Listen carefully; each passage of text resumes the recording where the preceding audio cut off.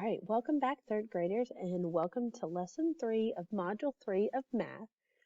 And by the end of today, you should be able to multiply and divide with familiar facts using a letter to represent the unknown. And we'll talk about what all that means as we go through our lesson. Today, you are going to need your Learn book, which is the same one you just picked up last week, and it says on the front modules 3 and 4. You will also need your whiteboard or your dry erase pocket and a dry erase marker or paper and pencil to do some work together. All right, let's get started with some fluency. And if you remember, we've been working on our threes this week. So we're going to start with 0 and we're going to skip count all the way up to the factor or the product that would be of times 10. Okay, so skip count with me. Here we go.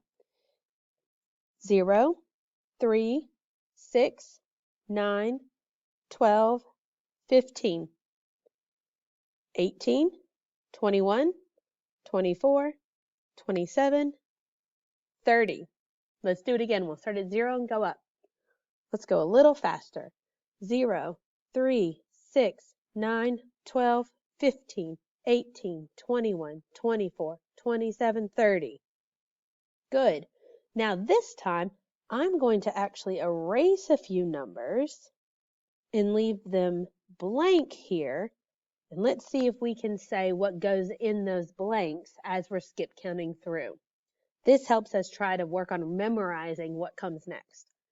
Here we go, starting with 0. 0, 3, 6, 9, 12, yes, 15, 18, 21, 24, 27, 30. Good job. All right, let's take out another one. Oh, let's take out this one here. All right, do you remember what goes in those blanks? Here we go. 0, 3, 6, 9, 12, 15, 18, 21, 24, 27, 30. Good job. Now don't forget, you can be quizzing yourself on these on your own. So if you want to, you can always go back and write these down. Pause the video and copy these down. So that way you can be quizzing yourself and practicing skip counting over and over and over again. And then try leaving certain numbers out like I just did and challenging yourself to see if you can start remembering what comes next when you skip count by threes. Good job. All right, so on your dry erase board or your pocket, or if you're using paper, let's see. I'm going to write this multiplication equation. Okay? Say that multiplication sentence and go ahead and say that product. Yes, 5 times 3 equals 15. Good. Now, I'm going to write the division sentence.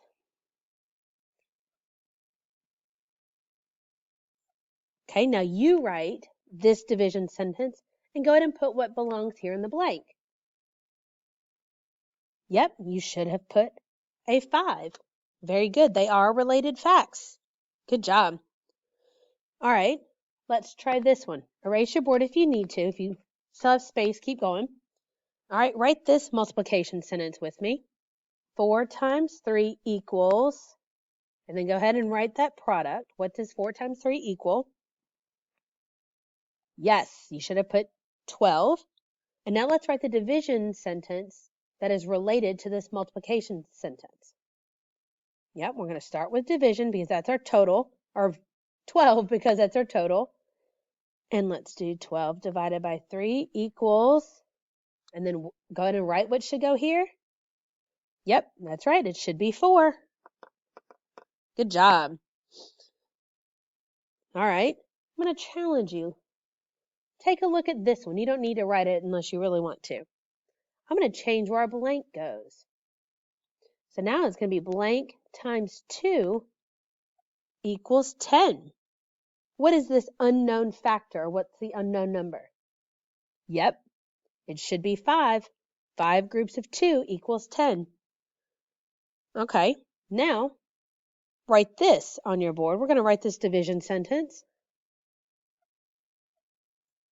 And write what is the quotient to this division sentence? 10 divided by 2 equals Yep, you should have written 5. Good job. All right, let's do one more. All right, let's do this one here. We're going to flip it around. 20 equals blank times 10.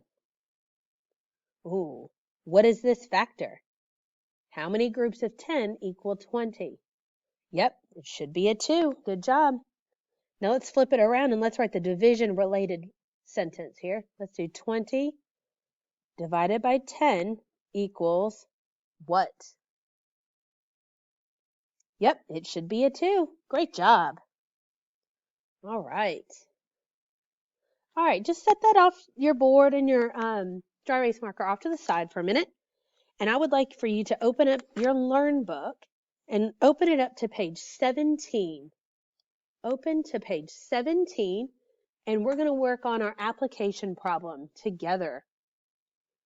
All right, so remember, we started working on how to solve word problems by circling our numbers and nouns, underlining our question, and using those things helps us to solve our problem, draw our tape diagram, and then solve it. Here we go. So 24 people line up to use the canoes at the park. 3 people are assigned to each canoe.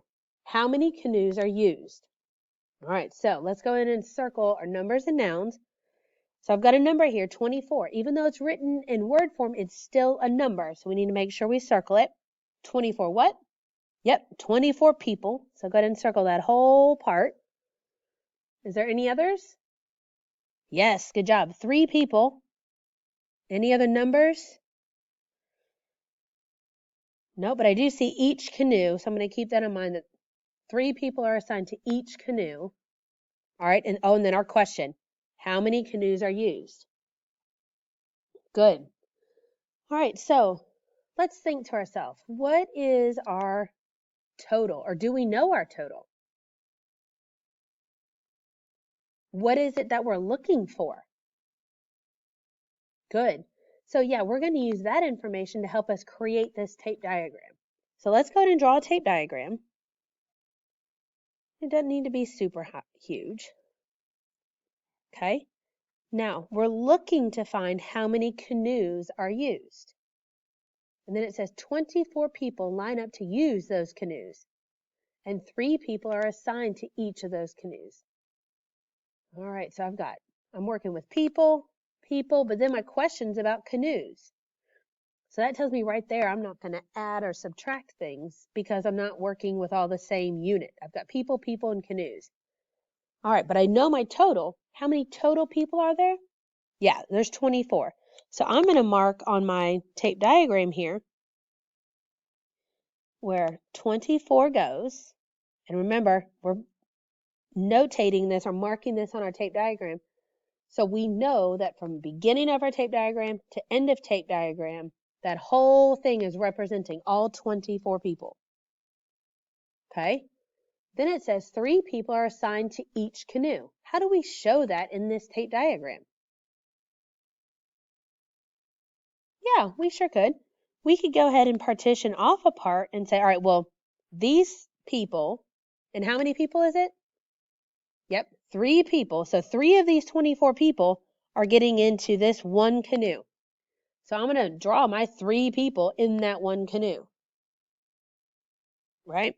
And we could label this, we could draw an arrow to it and say 1 canoe to help us remember, hey, 3 people are going in 1 canoe. But how many canoes are used? Oh, that's what we don't know. Okay, so how do we show that in our tape diagram? Where are we going to put that? Yeah, we don't know how many canoes are used. That's what it's asking us to find in this problem. So I don't know how many to partition the rest of this tape diagram into to show all 24 people are getting in a canoe. So that's where I'm going to put my question mark. Yes. So now let's write an equation representing this tape diagram in this word problem. Now, again, what is it that we don't know? Yeah, we don't know how many canoes are used. Now we could use a question mark, but let's try using a letter. What letter could we use to help us solve for this unknown number? Well, I would probably use the letter C because since my question's asking me how many canoes are used, and that's the part I don't know, that's the number of canoes. So I'm going to label that with a C. So I could change my question mark to a C and say, yep, I need to find out how many canoes, how many C's are needed for those 24 people. All right. So now let's write an equation for this. So we could write this as C times 3, so the number of canoes, times 3 people. So each canoe holds 3 people, which has a total of 24 people that can go canoeing. So we could write it this way. How else could we write this equation to solve? What's another way? Yeah, you remember that when we talked about if we know the total of whatever it is that we're asking about, we know the total number of people, so we could divide. So I'm going to slide my paper up. I'm going to go down here, and I'm going to say we could write this as 24, and I'm putting 3 people in a canoe, so I could say 24 divided by 3 equals C, the number of canoes. Oh, now if you look, compare those two problems. What does that remind you of? Yeah, it reminds you of what we just did before we started this with some of our fluency work.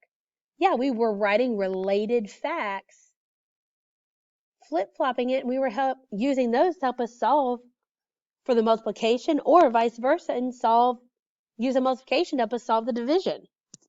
Yeah, so let's go ahead and solve. So let's go ahead and I'm going to use, let's see, we could continue into our tape diagram. We could use circles and dots. Remember, we can make an array. We could use all sorts of strategies to help us solve for 24 divided by 3. Now, me personally, I'm going to use this tape diagram. Since I've already gotten it drawn, I'm going to go ahead and use my tape diagram to help me solve how many people or how many canoes these 24 people can fit into. So this is also the number of canoes. I don't know how many total canoes. Remember, we're finding C. We're looking for how many total canoes. So 3, well, that's certainly not equal to 24. So I'm going to make another canoe group, put 3 people in it. And 3 plus 3 is 6. So I got 2 groups of 3 people is 6. Still not total to 24. So I'm going to make another group, put 3 more people in it. 6 plus 3 is, 9. Still not equal to 24. I'm going to keep going. You keep going and see how many canoes you use to fill 24 people. And then you can check it with mine. Pause the video if you need to.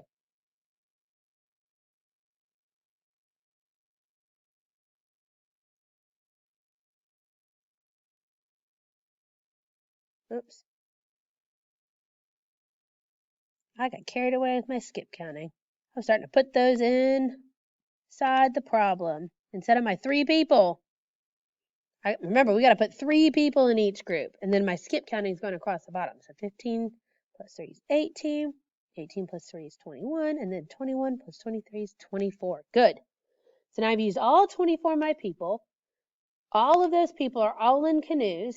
And now I need to count up how many canoes I used. 1, 2, 3, 4, 5, 6, 7, 8. Did you get 8 canoes? Yes. So now we could say C equals 8. So 24 divided by 3 equals C. Well, C equals 8. Same thing up here with our related fact of C times 3 equals 24. Our C still equals 8. Yes, very good. All right, let's take a look at this problem. Read this problem to yourself as I read it to you. 21 students are grouped in threes to go on a field trip. How many groups of students are there? what is the unknown in this problem? Yeah, it's exactly in our question. How many groups of students are there? So our unknown number is how many groups there are. Now, we just talked about how we could start using a letter to represent the unknown number in our tape diagram, in our problem. What letter could we use to represent what we don't know? What do you think? Yeah, we could use a G to represent the number of groups. We could use an S to represent students. We could use N because we're looking for the number of groups. All of those are great answers. I'm going to use G because it stands for the number of groups. Okay, so now let's take a look at how we would solve this problem using our tape diagram and creating an equation. All right, so if you'll grab that dry erase board again, or your marker if you're using paper and pencil, I already have my tape diagram drawn. Go ahead and draw your tape diagram, and then let's talk through where we're going to label different things on our tape diagram. All right, so we said that our unknown is the number of groups, right? So we don't know how many groups. Do we know the total of groups? Sorry, that's not wanting to focus. Not total number of groups. We know the total number of students. Sorry. So yeah, 21 is going to go on top because that is the total number of students that are going on this field trip. Now remember, we want to mark our tape diagram. So our lines going from the beginning of our tape diagram and from the end are both pointing to that total number that tape diagram is representing, the 21. All right.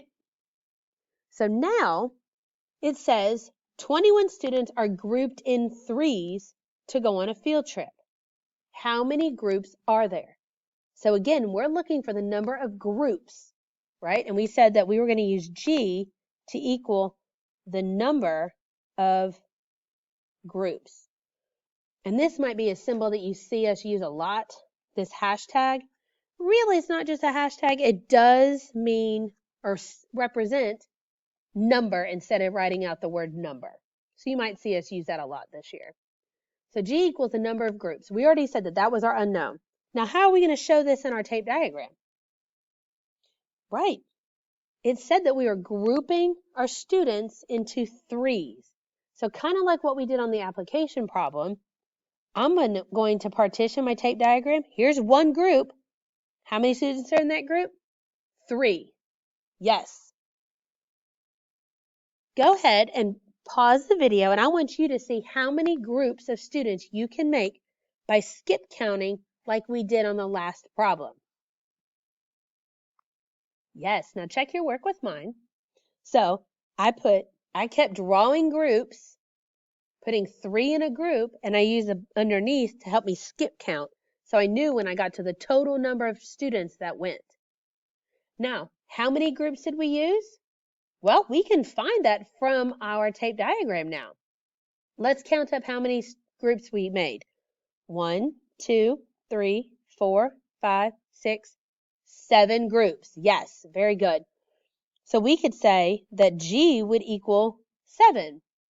What are we missing? Yeah, we don't even have an equation yet. Let's write that equation first. So again, we started with what was our total? Yes, 21. And when we know the total, we know we're going to write that first, and we're going to start with division. Now, how many students did we put into a group? Yep, 3. And then what was our unknown? Yes, we used G to represent how many groups there were. So let's go ahead and write that using the unknown.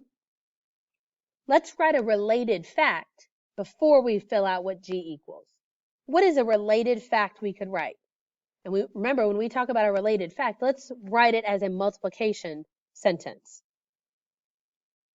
Remember that when we know the total here, in a division, the total goes first. In multiplication, the total goes after the equal sign.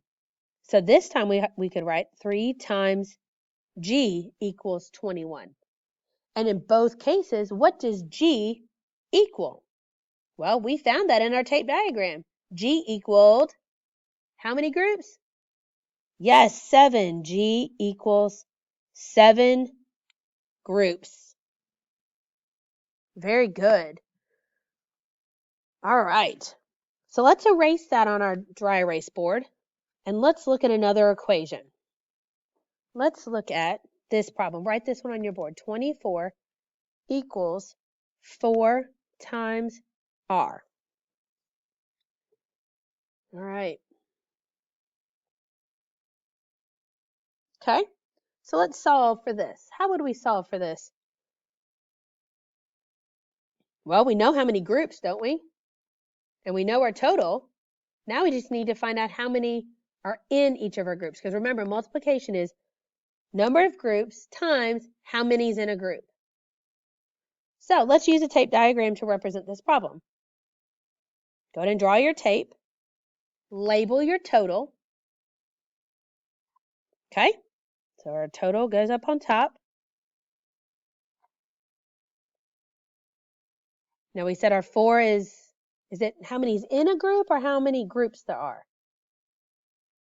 Yep, how many groups there are. So I'm going to partition my tape diagram into 4 groups. 1, 2, 3, 4. And how are we going to solve for how many's in each group?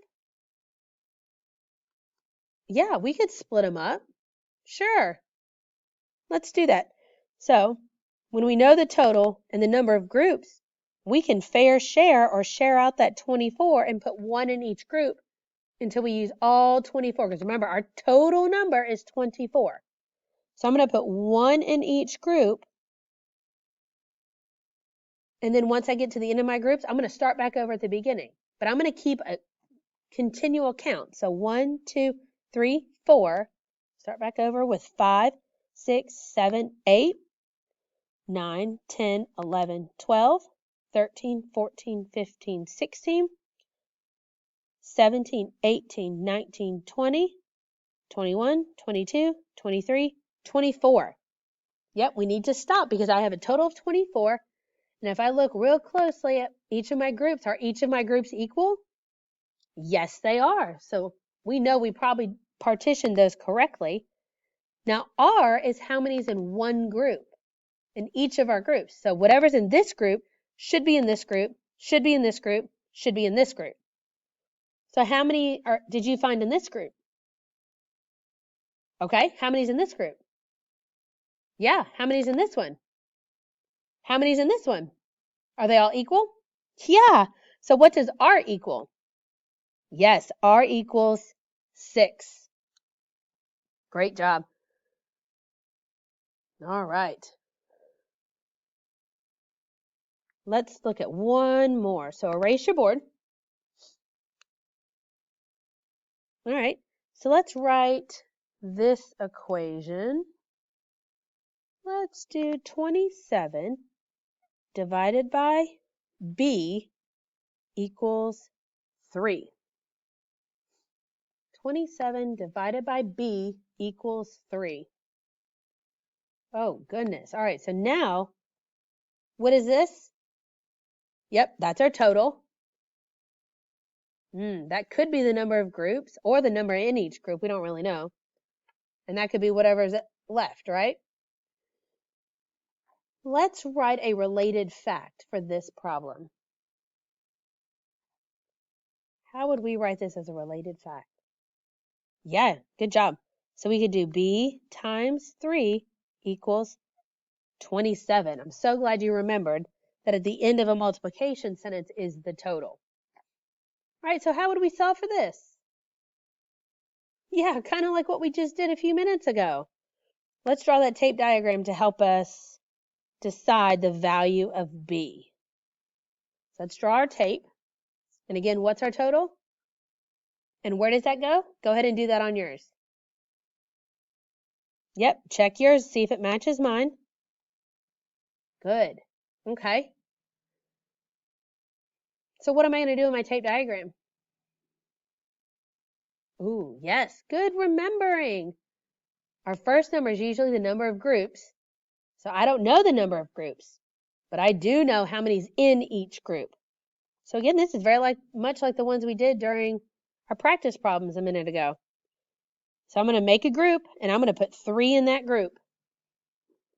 And I'm going to keep making groups of 3 until I skip count all the way up to get to 27. So 3. Ooh, let's challenge ourselves to try just our skip counting like we did at the beginning of the lesson. So 3, 6, 9, 12. Oh, look at what I did. I just wrote a 12. Now, look, sometimes that's what we do. And you can keep writing. You can do that. You can write your skip counts in here. You can do 3, 6, 9, 12. Just keeping in mind, we need to make sure that we understand that that means there's 3 in each group because we're skip counting by 3s. Okay, so 3, 6, 9, 12, 15, 18, 21, 24. Oops, I need to make my tape diagram a little longer. It's the beauty of erasers and dry erase markers, isn't it? 24, 27. All right, so we got all the way up to our total of 27. Now B, remember we were looking for the number of groups. How many groups do we have? Let's count them up. 1, 2, 3, 4, 5, 6, 7, 8, 9. So what does B equal? Yep, you got it. B equals 9. Awesome job. Now, let's erase our board or your paper, set it to the side. And I want you to get back out your Learn book. And I want you to open up to page 19. It should be a page that looks like this. Looks like a bunch of thought bubbles and some speech bubbles there. Now, this page we're not going to do together.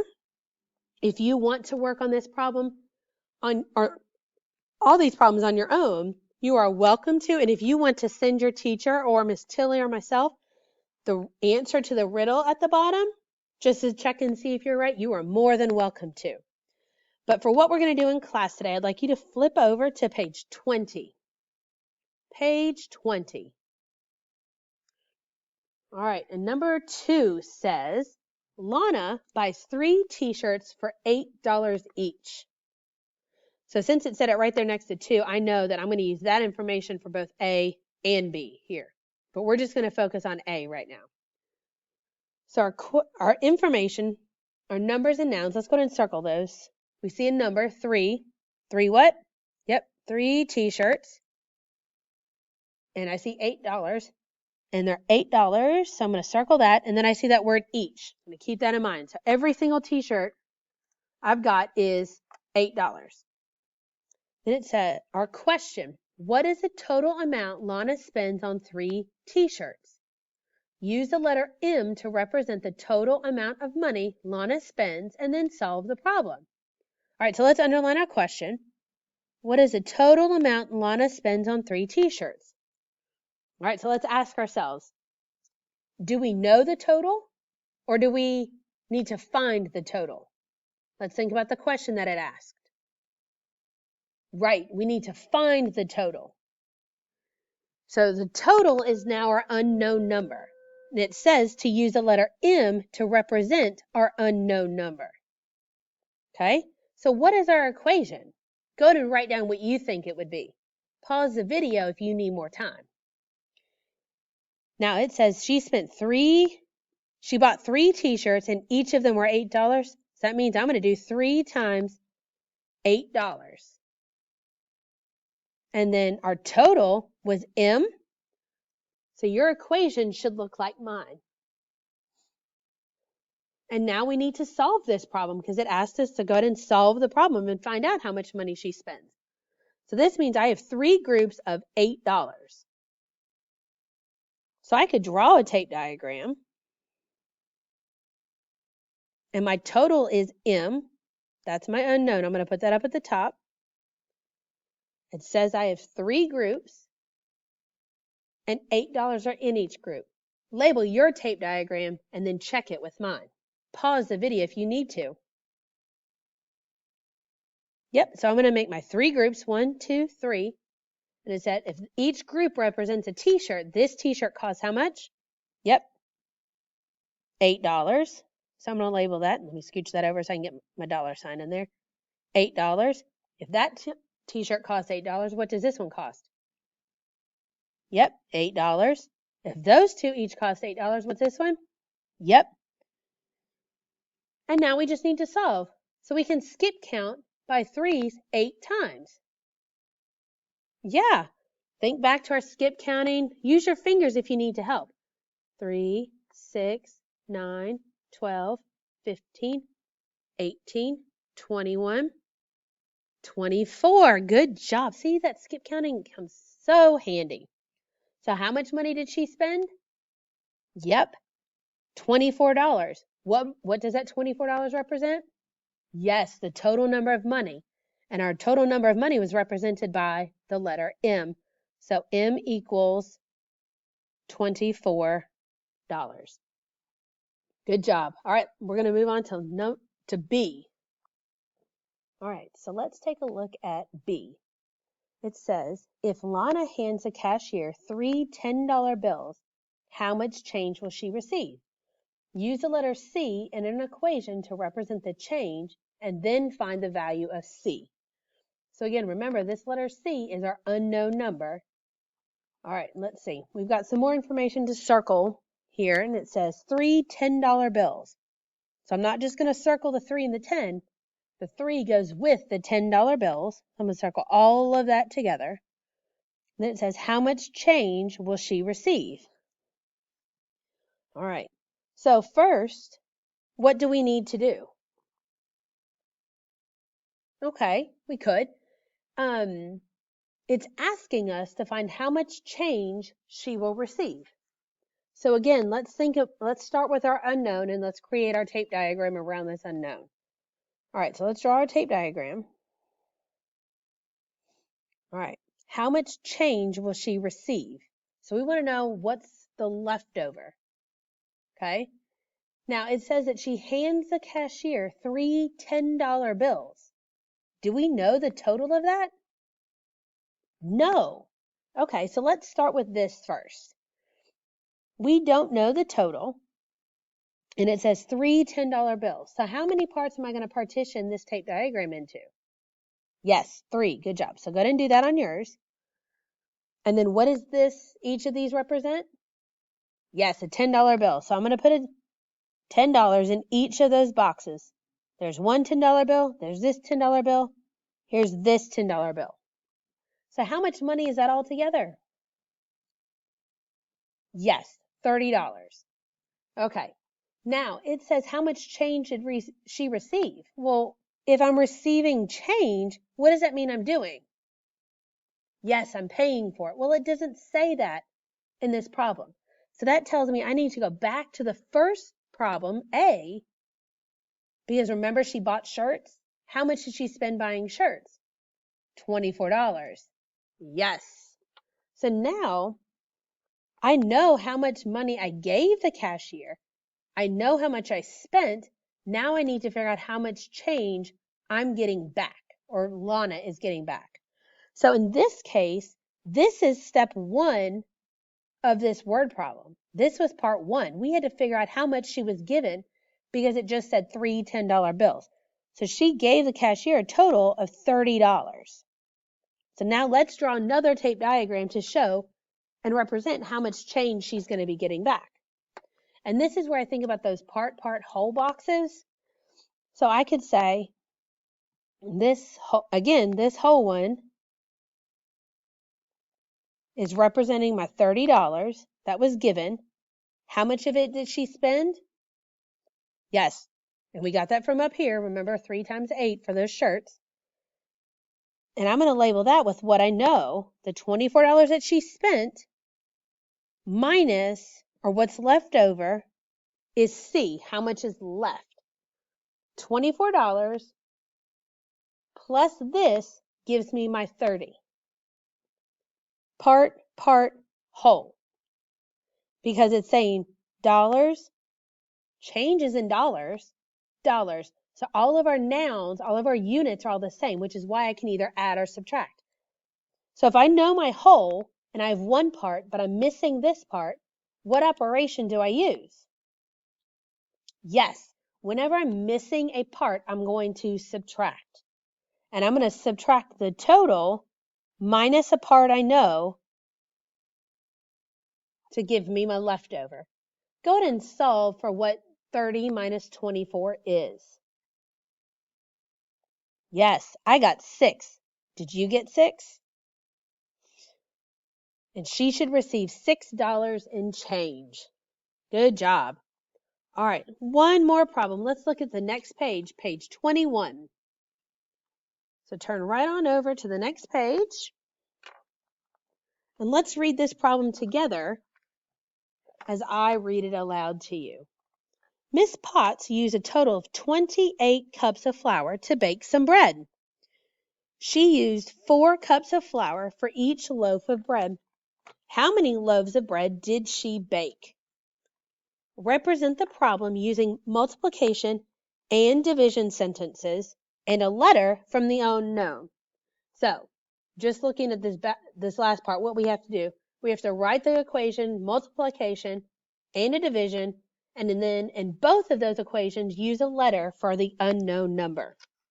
Okay? All right. Here we go. Let's go back and do our circling and our underlining. So Mrs. Potts used a total of 28 cups, of flour to bake some bread. Then she used 4 cups of flour for each loaf of bread. How many loaves of bread did she bake? So let's draw the tape diagram before we create our equations. Okay? So again, I'm going to start with my one tape here, and then let's figure out what goes where. What is it that we do not know? What is our unknown? Remember to look at the question. Yes. How many loaves of bread did she bake? To me, that would be our number of groups.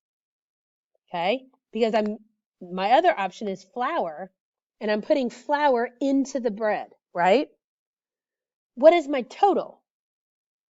Yes, 28 cups. So I'm going to put that across the top. 28 cups. We can write cups here. All right. And then she uses 4 cups of flour for each loaf of bread. How am I going to show that in this tape diagram? Think back to some we did earlier. Go ahead and put that on your paper and then check it with mine. Yes. So I'm going to say, all right, this one loaf of bread uses 4 cups of flour. And then how would we figure out how many loaves are left? Well, do we know that? No. So we need to label that with our B or you could do an L.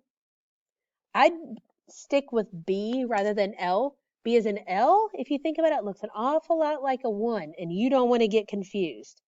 So if you can use another letter rather than L, I would do that. So let's write our equations. What would be our multiplication equation to match this tape diagram? Think about where the total goes in both a multiplication equation and division, and then fill in the remaining parts. Pause the video while you do that, and then press play to check yours with mine. So for my multiplication, I would do 4 times B equals 28. And then my division, remember division has the total first. So I'm going to do 24 divided by 4 equals B. Now, if you flipped around your 4 and the B in either equation, that's also correct too. Because remember, those are related facts. All right, so now we need to solve. How are we going to solve for 4?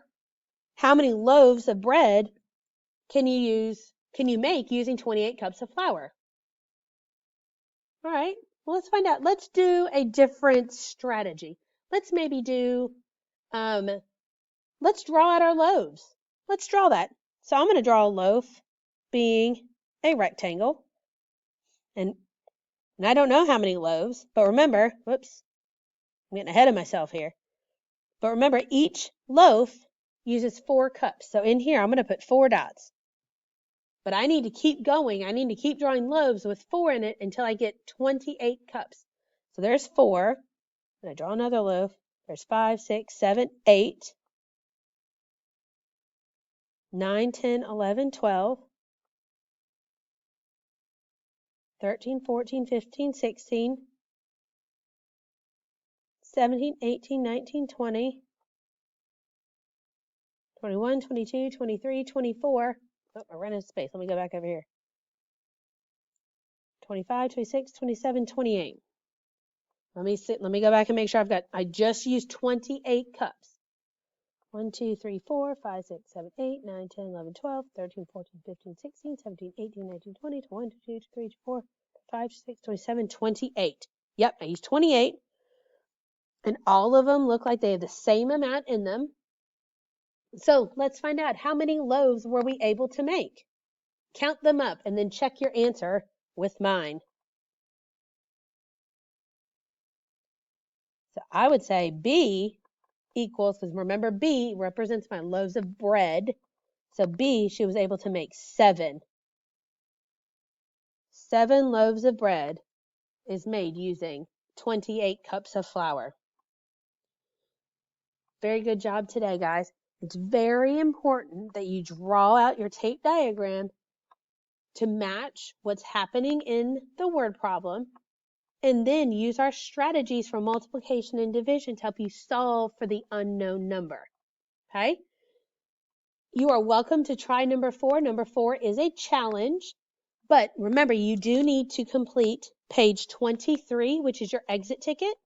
Take a picture, upload it onto our Canvas page, and then remember, you also need to do that short little check-in today of those couple of questions to practice what we learned today. Now remember, if you don't get those questions correct or you are unsure of how to do what we did today, make sure you come to Afternoon Math Group, and you'll get to that group by clicking on the Math Win Time button on our live instruction page, and then make sure you click on the day for today, and then join us, and we will do some more practice with these word problems and writing and solving for unknown numbers. And if you did get them correct or you feel really good about today, then you don't have to come. But remember, it's always good to be 110% sure that you know what you're doing, because what we do today is going to help us for what we do tomorrow. So if you are unsure about anything we've done today or this week, we'd really like to see you in Afternoon Math Group. All right, we will see you later. Have a good day.